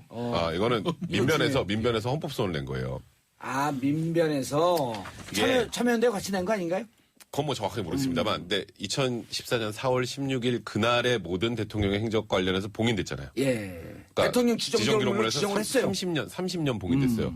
근데 옛날에 과거에 이제 박종철 고문치사 사건에서 나온 특이한 권리가 있습니다. 신원권이라고 하는데, 그러니까 정말 부당하게 가족이 죽임을 당했을 경우에 나머지 가족들이 법적 절차에 호소해서 진실을 알고 원한을 풀 수 있는 권리 이런 표현을 쓰는데 이 세월호 사건 때 유가족들 입장에서는 그날 대통령이 뭐였는지 정확하게 알아야 되는데 그러니까 그 부분을 영원히 알 수 없게 지정을 해놨으니 이 지정행위라는 공권력이 이 세월호 유가족들의 권리를 침해했다라는 취지로 이 지정이 잘못됐는지 제대로 됐는지를 확인해달라라고 신원권이요? 신원권이라는 표현을 씁니다. 신원권. 이 억울함을 좀 풀어줘라. 좀 알아야 되겠다. 네, 박종철 고문치사 사건 이후로 이런 권리가 있다라고 하네요. 그리고 그러면은 심리하는데 어느 정도 시간이 걸리나요? 좀 걸리죠. 그래도 한 6개월은 걸리죠. 아, 6개월. 네. 6개월은 뭐 3년을. 근데 쉽지는 않을 거예요. 저도 이게 공개돼야 된다고 보는 입장이지만 헌법재판소에서 이 부분을 권리 침해라고 판단하기는 일단 대통령 뭐 기록물 관리에 관한 법률 문제도 예. 있고요. 이게 뭐 어쨌건 뭐 대통령 사생활에 관련된 부분이라고 해서 넘긴 거기 때문에 예. 이걸 헌재에서 과연 어떻게 판단할지 저도 좀 박지원 변호사님, 그때 근데 이런 얘기도 있었잖아요. 황교안 총리 대행이 12월 9일서부터 이제 대통령 권한 대행이 됐는데 총리가 그러면은 대통령 지정 기록물을 정할 수 있는 기간은 자신이 권한 대행한 12월 9일서부터 그 이후까지만이지 12월 9일 이전 것까지 다 지정할 권한은 없는 거 아니냐라고 일부 그 법조인들이 문제 맞죠. 제기했단 말이에요. 본인이 권한대행 했을 그때 예. 생산한 문서만 해야 되지 않느냐 얘기를 하고 있는데 막 이런 것들이 헌법소원의 헌법재판의 논거가 될 걸로 보입니다. 다만 우리 헌법재판이라는 거는 요건이 까다롭거든요. 청구인 적격이라든지 예. 이익이라든지 그런 부분을 과연 뚫을 수 있을까를 봤을 때는 쉽진 않은데 글쎄요. 그렇다 하더라도 탄핵 결정을 내는 헌법재판소이기 때문에 약간은 기대를 좀 해봐야 되지 않을까 생각이 듭니다. 그게 아니고는 사실은 방법은 말씀한 캐비넷에 있으면 다행이고 예. 없으면 이거는 방법은 없습니다. 세월호 밝히는 방법은 30년 후에나 밝혀지기 때문에 글쎄요. 그런 것들을 헌법재판소에서 생각을 한다 그러면 한 번 정도는 좋은 결과도 생각할 수 있다. 이런 보입니다. 지적을 이 문서 관리 기록 전문가들은 이런 얘기까지 하더라. 이런 아주 불행한 예측.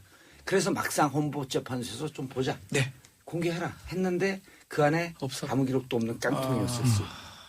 이렇게 되면 이 어떻게 하면 어떡하냐. 이 지적을 기록 관리하는 사람들이 많이 얘기를 해요.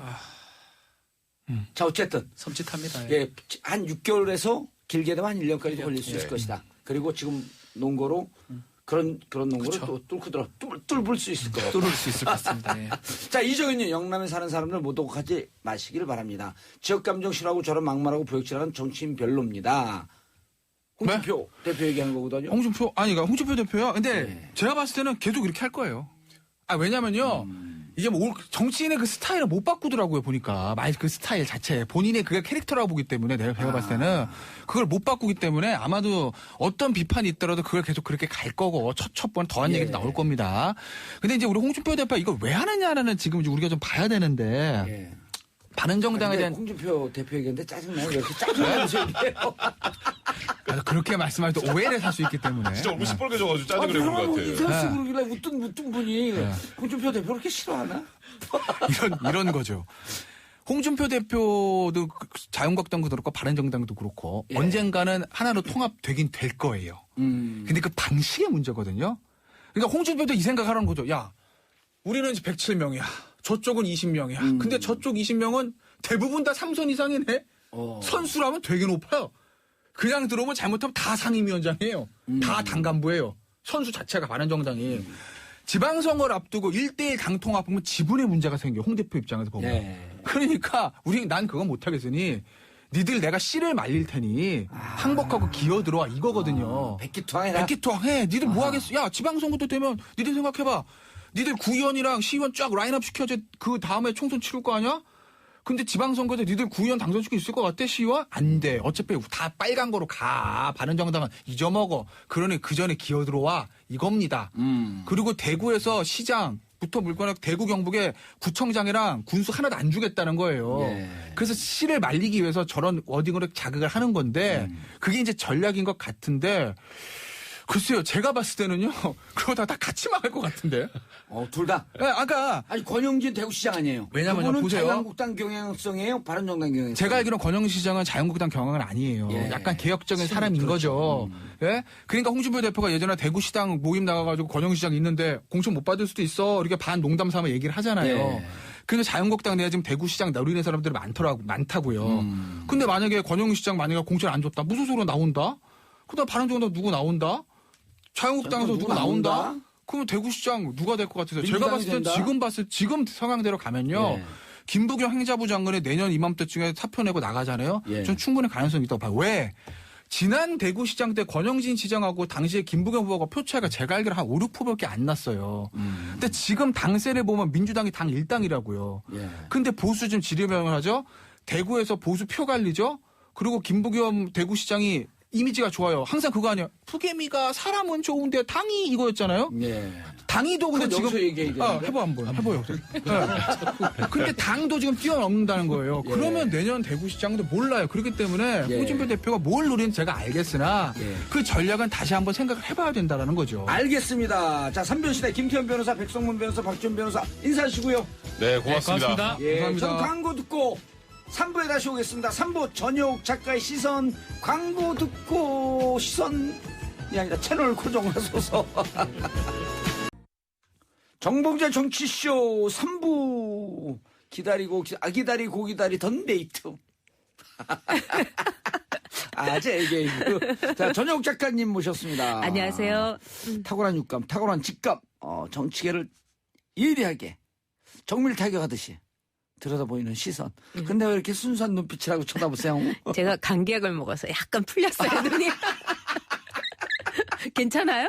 네, 여름감기 오래 가는데. 아, 그러게요. 지난주부터 네, 안 고생했죠. 좋으셨잖아요. 근데 이제 냉방이 있고 막 그러니까 왔다 갔다 하고 이 기온차가 냉방병하고 섞였구나. 섞였어요. 근데 조심하세요. 우리 네. 애청자 여러분들께서도. 그러니까요. 네. 제가 굉장히 정말 고질 체력인데 저질 체력이 아니고 예. 이번에 혼나고 진짜 있어요. 단단하잖아요. 우리 그 1년 그러니까. 동안 같이 방송하면서 네. 한 번도 뒷불이 회식을 빠지지 않다 지난주 처음 빠졌. 제가 체력 하나는 자신이 있었거든요. 머리는 좀 자신이 없어도. 우리 또 다 가고 난 다음에 그 작가를 데리고 새벽 동틀 때까지.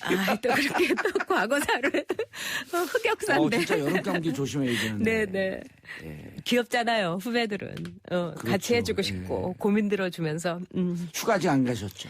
전 갔다 왔어요. 아, 갔다 오셨나? 일본? 네, 일본에 이제 일 겸 휴가 겸 갔다 왔는데 굉장히 즐거웠어요. 네. 일본이 막 무더울 것 같아요. 안 그렇더라고요, 또. 아니 습기가 우리나라보다 늘 높았는데 예. 이번은 우리나라가 더 굉장하더라고요. 저 로마에서 들어오는데 공항 들어오는데 훅 해요. 그러시죠. 예, 그러셨을 거예요. 저도 그랬는데, 근데 별거 다 했어요. 그 시부야의 그 사람 많은 내거리에서 예. 이 저기 고프로 가지고 왜 뺑뺑 돌면서 사진도 찍어보고 그리고 시부야 전광판에 트와이스가 그냥 가득 채우고 있더라고요. 그래서 정말 뿌듯했어요. 예. 네. 자, 오늘 시선은 어디에 꽂히셨나요? 이 문재인 대통령 휴가가 지금 우리한테 큰 이슈가 되고 있잖아요. 예, 그래서 뜨거운 네. 논란이 되고 있죠. 대통령의 휴가, 대통령 휴가. 네. 휴가의 정치학. 휴가의 정착. 좋습니다. 자, 전용욱 작가님과 함께하는 샵 1035 단문 50원 장문 100원 소통하는 방송 문자로 보내주시기 바라겠습니다. 2130님 영웅누님 저도 여름 감기로 고생 중이에요. 제발 건강 유의하셔요. 오빠도 건강 조심하셔요. 자, 우리가 이게 청출도 나왔는데요. 네. 여러 프로 중에 네. 좀 꼬꾸라지고 좀 스테이하고 있는 게 대부분이었는데 네. 저희만 쫙 올라갔어요. 아, 축하드려요. 예, 많이 올라가진 않았지만 그래도 올라갔다는. 그럼요. 네. 그게 중요한 거죠. 그래서 우리 청취자분들께 너무 감사해요. 잘하는 우등생이 이렇게 예. 점수 조금 올리기가 어려운 거야. 아하. 우리 청취자분들은요, 전화 오는 걸 네. 자면서도 대기하고 있었대잖아요. 아. SBS 정봉재 정치쇼 얘기하려고. 야, 정말 그만큼 이제 열렬 청취자가 있다는 게 좋은 거죠. 그럼요. 네. 자, 휴가의 정치학. 네. 5대산에 올랐던 분들 어제 네. 신 봤다가 아니라 문 봤다. 네. SNS에 난리가 났어요. 막 사진 그렇죠. 찍고. 저도 사진 봤어요. 흐뭇하더라고요. 그런데 이제 야당 쪽에서는 지금이 이렇게 문재인 대통령이 사진 찍어 돌릴 사진 때냐. 찍어 돌릴 때냐. 아주 고민하고 머리 쥐어뜯고 있을 때 아니냐. 김정은이 속썩이는데 네. 그 말도 일리는 있어요. 그런데 이제 문재인 대통령이 휴가를 일정대로 한 것은 저는 잘했다고 봐요. 왜냐하면 흔들리지 않는다. 그리고 이 상황에서도 냉철하게 오히려 휴가를 하면서 이 전국 구상을 하고 생각을 많이 할 수 있다는 거는 저는 중요한 시점이라고 생각을 하거든요. 예. 그 대신에 이제 휴가를 가셔서 몇 가지 사항에 대해서는 본질적인 질문을 해주셨으면 좋겠어요. 김정은이 핵을 포기할 아해인가? 그리고 북한에 있어서 핵은 어떤 수단인가? 그러니까 우리가 동전의 양면이 있는 것처럼 북한이 개방을 절대로 못해요. 왜? 개혁 개방을 하게 되면은 존재의 기반이 그 김정은의 기반이 흔들리기 때문에 그래서 거의 냉철하게 무너질 수도 있는 거 아니에요? 무너지죠. 왜냐하면은 지금 모든 것이 통제돼 있고 억제돼 있기 때문에 사람들이 가만히 있는 것이지 정말 자유의 봄바람이 불면은 그 혈기왕성한 또 우리의 그 독립운동의 본거지나 마찬가지였던 북한 쪽에서 그때 우리 열사들은 다 이제 이북 출신들이 많았거든요. 바로 거기서 만주 이렇게 그럼요. 넘어가는 저희 집안도 이제 열심히 독립운동 하다가 이제 내려온 집안이기도 하고, 물론 이제 미미한 독립운동이었지만 그런 정도이기 때문에 한번 자기 질문을 하셨으면 좋겠어요. 휴가를 가 대통령께서도. 네. 그리고 일각에서 이제 이런 얘기도 하거든요. 네. 일반 국민들에게 네. 휴가를 찾을 권한 네. 이런 의미 메시지도 충분히 줬다. 그럼요. 휴가는 인권이에요. 우리나라 사람들 잘 못 쉬잖아요. 그거는 못 쉬는 거지 안 쉬는 건 아니거든요. 그리고 이제 휴가는 인권이다. 네. 오늘 방송 끝났네요. 휴가는 인권이다. 여러분 휴가 가세요. 제 후배가 취준생이에요. 너무 안 됐죠. 근데 그 후배가 후배요? 네. 아니, 그러니까 저는 후배 스펙트럼이 좀 넓어요. 20대 후배. 네, 20대 후반의 후배인데 예. 저한테 선배 백수가 어떤 점이 제일 가슴 아픈 줄 아세요? 휴가를 못 가는 게. 백수니까 휴가를 못 간다는 거예요. 365일 휴가가 아니라. 그래서 열심히 일한 사람, 좋은 직장과 일거리가 있는 사람만이 휴가의 의미를 자기가 느낄 수가 있죠. 그래서 문재인 대통령이 이 일자리 창출도 이번 휴가에서 좀 잘 생각하셔서 우리 국민들에게 휴가비를 뭐 보조를 하는 게 진짜 휴가가 아니라 일자리를 많이 나눠줘서 진정한 휴가를 갖게 하는 게 휴가의 본 뜻이죠. 야, 좋은 일자리를 갖고 있는 사람만이 진정으로 휴가를 즐길 수 있다. 일거리가 많은 사람. 그러니까 미친 듯이 일하고 열심히 일한 당신이 휴가를 떠나는 거잖아요. 네. 어제 정두원 전 의원이 나왔는데 네. 정태근 의원하고 네. 휴가 다녀오셨어요. 그러니까 정두원 의원이 말을 좀 재밌게 하시잖아요. 네. 저는 1년 365일이 휴가입니다. 그러니까 이 정치 백수임을 아주 슬프게 고백하신 건데 정두원 의원은 사실은 이제 이 늘 정치를 하면서도 그만둔다는 얘기를 많이 했었어요. 그래요? 그리고 그만두면은 뭐 일산의 캐바레에 가서 가수로 취직을 하겠다 했는데 제가 보니까 취직이 안 된 것 같아요. 노래가 조금 제가 보니까 2%가. 정치인으로서는 잘하지만은 가수로서는 무대에 올릴 수 없는 수준이라는 이 시장 평가가 나온 거죠. 그러니까 시장 평가가. 그분이 백수라는 거는. 그래서 제가 4집 가수시잖아요. 지난번 물었더니 네. 아니요. 5집인데 사람들이 알아주질 않아요. 아 진짜 가슴 아프네요. 좋은 분인데. 자, 유성아님, 전 작가님 덕분에 수요일이 늘 기다려져요. 전초연님, 전 작가님 목소리 소녀 같으시네요. 하트, 하트, 감사합니다. 하트 뿅뿅. 1314님, 정봉재 정치쇼 버스 안에서 잘 듣고 있습니다. 정치쇼 최고 청취율 업 축하.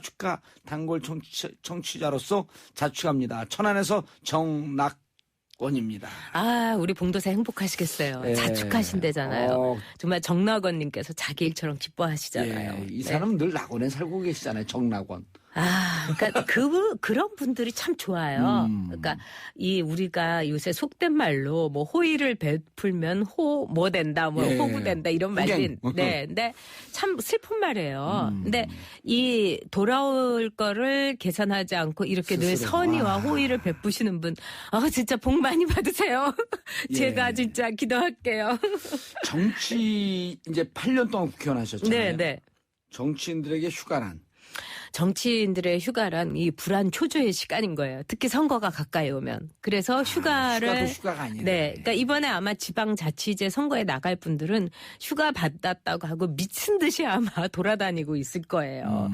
이건 휴가가 아니고 이제 자기 고민. 그러니까 우리가 불안하면 뭘 많이 먹거나 막 돌아다니거나 전화하거나 막 이러잖아요. 3달 동안 말을 붙이거나 그렇죠. 위안 받으려고. 네, 똑같은 일이죠. 그리고 뭐 국회의원도 마찬가지예요. 그리고 이제 지역구가 이제 좀 먼데 여의도에서 먼데 있는 국회의원들은 잘 못 내려가잖아요. 그렇죠. 그러면 지역구에 내려가면은 이분도 초조하니까 막 돌아다니지만 지역구에 있는 분들 특히 이제 어릴 때 친구들 있잖아요. 너 내가 만들어줬는데 얼굴도 못 보고 두고 보자 이러면서 진짜 아침부터 밤까지 술을 권하는 경우도 있어요. 그래서 제가 아는 분은 그것도 거절했다가는 괘씸한 사람 되잖아요. 다 받아 마시다가 구급차 불러서 실려가셨어요. 국회의원이. 네. 이제 실화예요. 이거 실화냐? 네, 실화예요. 야, 너무 안타깝다. 슬프죠? 이거는. 네, 네. 슬픈 일이죠. 네. 가끔 무슨 책이 내는 데서 보면 일본 정치인들이 네. 지금은 안 그런데 일본 정치인들도 술로 정치하는 분들 많잖아요. 그럼요. 근데 일본은 우리나라처럼 그렇게 부어라 마셔라 하진 않아요. 그러니까 한국 사람들이 화끈하고 살벌하죠. 네. 그러니까 일본 정치인 중에 이제 그 고이즈미 총리 같은 경우에는 이른바 화려한 휴가로 해갖고 폭망한 케이스예요. 그러니까 우리도 이제 대통령 말기쯤 되면은 예. 이상한 데 막 돌아다니잖아요. 예. 뭐 이집트, 뭐 몽골, 뭐 하여튼 우리하고 이렇게 현안이 없는 곳에 예. 뭐 베니스 뭐 이런데 아하. 고이즈미도 그랬어요. 몽골, 뭐 베니스, 뭐 무슨 저기 조르단 이런 데 다닌 거예요. 수상직을 이용해서 여행 다닌 거네. 그러니까 쉽게 마지막 얘기해서. 그래서 졸업 여행이다 이런 말까지 졸업여행. 했었어요. 그동안에 이제 총리들이 뭐 일 때문에 1년도 못 채우고 6개월도 못 채우고 뭐 쫓겨나다시피 예. 이제 고사를 했는데 코이즈미는 이제 좀 오랜 기간 하면서 마지막으로 미국을 갔어요. 근데 미국을 갔는데 이제 부시가 기다리고 있었던 거예요. 나의 친구 이러면서. 왜냐하면 부시의 정치적인 문제로 고이즈미가 토닥토닥이고 막 이렇게 많이 메꿔졌잖아요. 이라크 문제도 그렇고. 그래서 이제 부시는 고이즈미가 너무 고마워가지고 뭐 에어포스 원에도 태워주고요. 낙하선의 총리도 그런 거 못했거든요. 예. 그리고 이제 같이 이 백미는 뭐냐. 멤피스에 같이 간 거예요. 엘비스의 그 자택까지. 고이즈미가 엘비스를 너무 좋아하잖아요. 그러니까 또 고이즈미가 흥분을 해가지고 정치인을 흥분을 하면 안 된대. 네. 거기 가가지고 막 기타에다가 막 엘비스 흔들고 막 그랬잖아요. 그렇죠. 기억나시죠? 예. 그러니까 일본 정치인이나 우리나라 정치 대통령이 이제 사실은 미국에 가면은 미국은 국제 정치에 관심이 없기 때문에 크게 다루질 않아요. 근데 그때만은 대서특필 내지는 그냥 헤드라인을 장식한 거예요. 엘비스 옷을 입고 막 선글라스 기타를 두고 그랬었죠. 두드리면서 막 노래 부르는 코이즈미. 그래서 일본 사람들이 정치인들이 저한테 그랬어요. 창피해가지고 얼굴을 들고 다닐 수가 없다. 그리고 이제 나트라는 이제 한 미국계 이제 일본 귀화한 미국인은 뭐라고 했냐면 저게 뭐냐. 부시가 정치적인 실패를 예. 뭐 원숭이 같은 고이즈미를 불러가지고 일본 망신 다 시킨 거다. 이래 가지고 화려한 휴가로 고이즈미가 그냥 완전 폭망을 한 거예요. 무슨 우리가 미국의 속국이냐. 일본 사람들 자존심 있잖아요. 그렇죠. 그러니까 이 휴가를 이렇게 보내면 안 되는 거죠. 주의하세요. 나중에 그렇게 되더라도. 조심하겠습니다. 그럴 날이 올까요? 샵 1035 단문 50원 장문 100원 문자 보내주시기 바라겠습니다. 이수님 전 작가님 말씀 너무 재밌네요. 정말 착착 감기죠 그냥. 자 그런데 정말 아이디가 너무 이쁘시네요. 예, 아이수. 네. 본명 같은데 아씨도 있나요? 없나요? 아니 있을 수도 있겠죠. 제가 참 그런데 과문해서. 그런데 네. 정치인들이 해외 휴가 가고 그럴 때 네. 해외 가니까 맘 푹 놓고 가는 분들도 있지만 선수가 높아지면서 네. 점점 몸을 사린다 이런 표현도 있거든요. 그렇죠. 그리고 굉장히 정치인들은 국회의원들은 특히 조심해야 돼요. 그러니까 예. 트루만 쇼의 주인공이 나다. 그러니까 정봉주 쇼 내지는 전욕 쇼 한다고 생각을 하시고 모두가 지켜보고 있거든요. 예. 그리고 요즘 같이 이제 SNS가 발달한 때는 다 올라가요.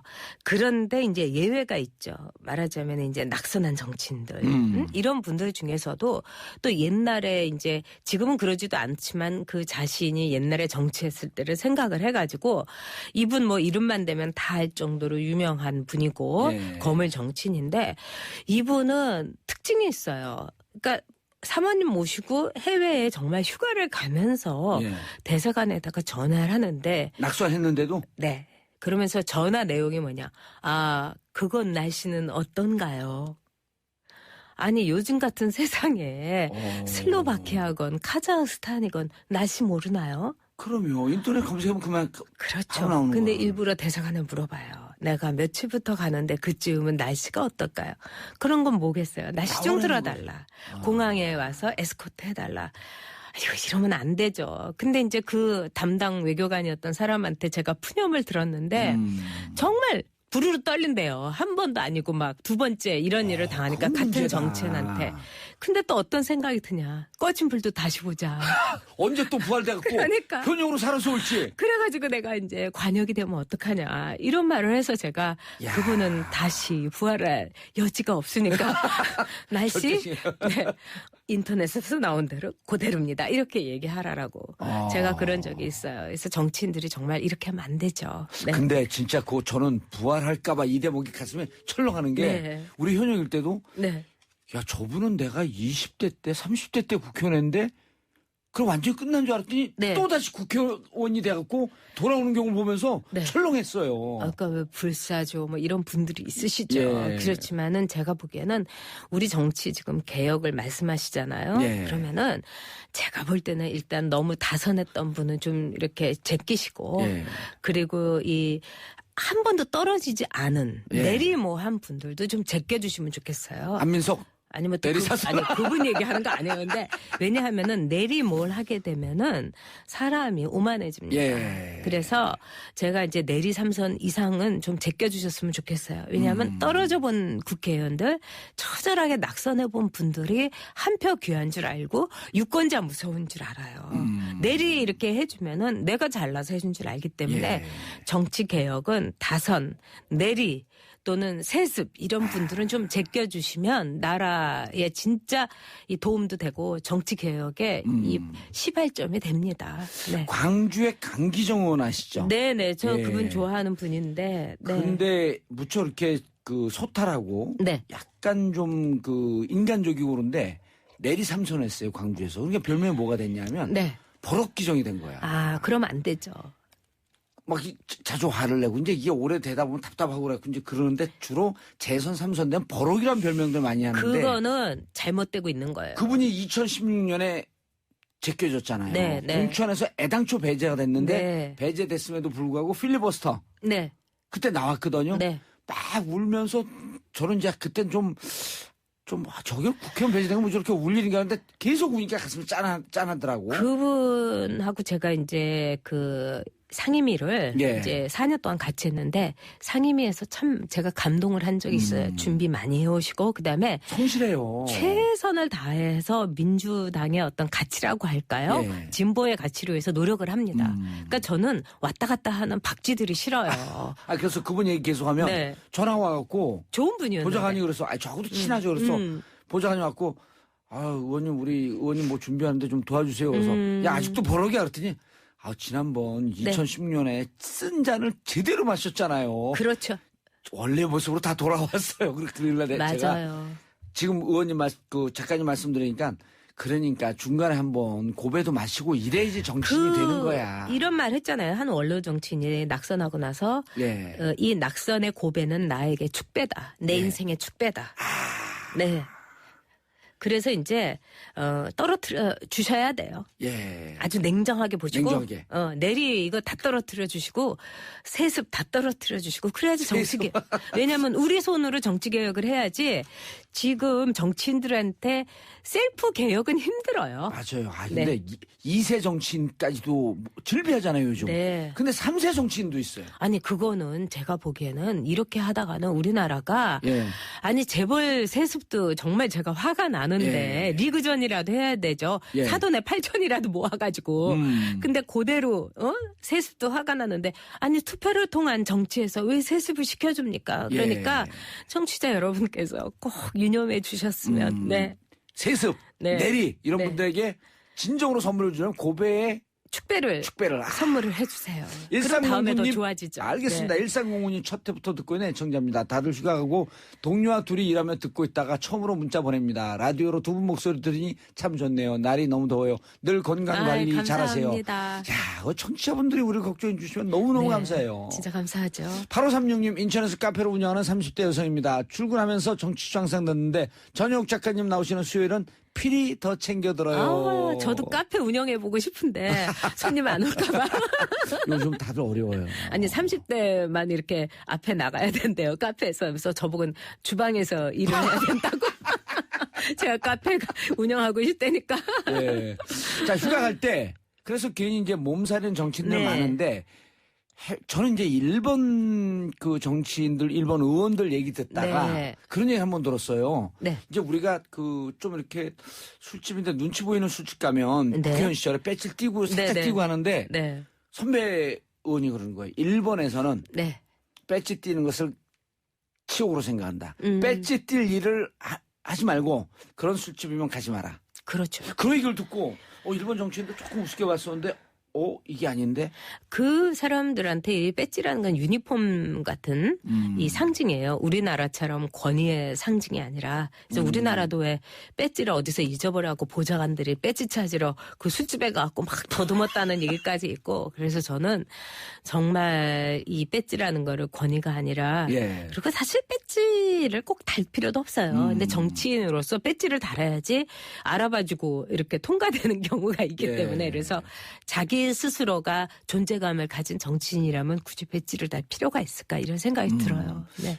해외 정치인들도 우리나라 정치인처럼 휴가 갈 때 눈치 보면서 누가 나 볼까를 살살 피하고 다니고 걱정하고. 그렇지는 않아요. 그러니까 우리가 이제 우리 우리가 문제에 너무 권위적이어서 그렇죠. 그런 거죠. 그리고 휴가의 의미에 대해서 논다고 생각해서 그렇지 외국 정치인들은 뭐 트럼프가 휴가 가는 게 정말 당당해 보이긴 하지만 너무 세금 많이 쓴다 비난이 있지만 트럼프가 아랑곳하지 않고 가잖아요. 근데 뭐 이제 약간 뭐 딴 얘기지만 블레어 총리 같은 경우는 뭐 미국으로도 휴가도 가고 예. 사르코지도 그렇고 근데 휴가를 너무 지나치게 호화롭게 가고 또 휴가비를 대준 또는 별장을 빌려준 이 부호들 때문에 나중에 사르코지도 사실은 재선에 실패를 했어요.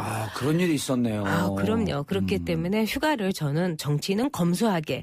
그러나 시간은 갖고서 자기 점검을 좀 확실하게 하면 좋지 않을까. 재충전의 시간을 가져라. 그렇죠. 새로운 사람이 돼가지고 돌아오면 좋겠죠. 예. 네. 자, 마지막으로 이제 휴가철인데 성공적인 휴가철을 왜 정치인을 포함해 직장인들에게도 네. 꼭 제안하고 싶은 3가지. 네. 팁. 제 팁이 아니고 이제 피터 드러커라는 뭐 들으시면 다 아는 이제 경영학의 구루 이분의 휴가 방법을 자기 책에 썼어요. 그래서 자신은 3주일 동안 자기 점검을 한다. 그런데 3가지 질문을 스스로에게 한다는 거야. 내가 그동안 잘못한 건 뭔가? 네. 2번째. 꼭 했어야 했는데 안 했거나 못했던 것은 무엇인가? 그다음에 3번째, 잘했는데 더 잘할 수 있었던 점은 뭔가?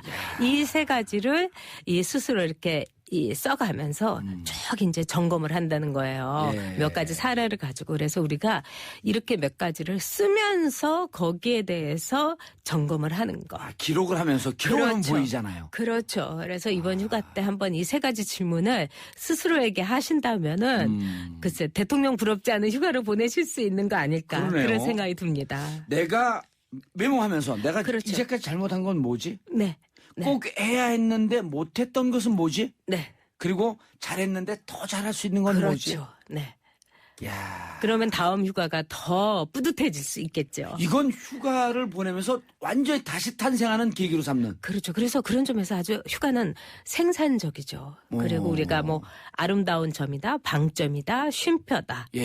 또 어떤 점에서는 잘못된 것에 마침표일 수 있고 또 느낌표일 수도 있고 물음표일 수도 있고. 그래서 휴가는 그런 점에서 여러분들이 정말 나를 위한 휴가를 용감하게 보내셨으면 좋겠어요. 네. 저는 비행기 타고 가면서 휴가 떠날 때 제일 그 존경스러운 분들이 휴가 가면서 그 막 흥분되는 와중에도 들뜬 와중에도 가벼운 책이라도 꼭 하나 갖고 가면서 틈날 때마다 책을 보는 분들. 무척 그 존경스러워 보이더라고요. 그럼요. 영화를 봐도 좋고 책을 봐도 좋고 이러면서 장기 비행 동안에 어둠 속에서 자기 자신을 이렇게 생각해 보는 것도 참 저는 좋아하는 여행의 한 순간이에요. 여행 많이 다니셨잖아요. 좋아하죠. 그래서 이제 제가 뭐 20대 30대 때는 일부러 이 막 30시간 이런 것도 가고도 그랬어요. 비행기표가 싸기도 했지만 비행기 안에서 있는 시간이 저는 이코노미라도 너무 좋았어요. 지금 권한 게 어찌 보면 우리나라 정치인에게 특히 권하고 싶은 스타일이네요. 메모해라. 네. 그렇지만은 우리나라 정치인들한테 저는 좀 권하고 싶은 휴가에 질문이 있어요. 내가 꼭 정치를 해야 될 사람인가? 내가 꼭 이 나라에 필요한 사람인가? 알겠습니다. 전영 작가님 인사하시고요. 네. 안녕히 계시고요. 감기 들지 마시고요. 다음 주에 더 재밌는 얘기로 여러분 뵐게요. 전 작가님은 다음 주 수요일 날 뵙고 저는 내일 10시 반에 다시 찾아뵙겠습니다. 땡큐 바이바이.